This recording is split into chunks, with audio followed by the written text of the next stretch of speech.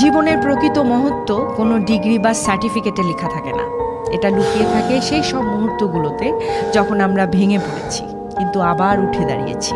যারা কষ্ট দেখেনি তারা কখনো জানবে না সত্যিকারের শক্তি কী।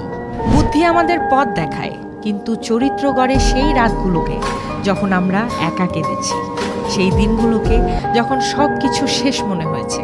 প্রতিটি ব্যর্থতা, প্রতিটি অপমান, প্রতিটি হতাশা আমাদের ভেতরে এমন কিছু তৈরি করেছে যা কোনো বইয়ে কখনো লেখা হয়নি বা যা কোনো বই থেকে কখনো শেখা হয়নি।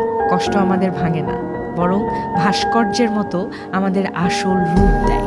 জেনসেন হুয়াংয়ের এই কথাটি শুধু একটা উক্তি নয়, এটা জীবনের সবচেয়ে বড় সত্য। মহত্ব অর্জিত হয় না, এটা তৈরি হয় কষ্টের আগুনে পুড়ে।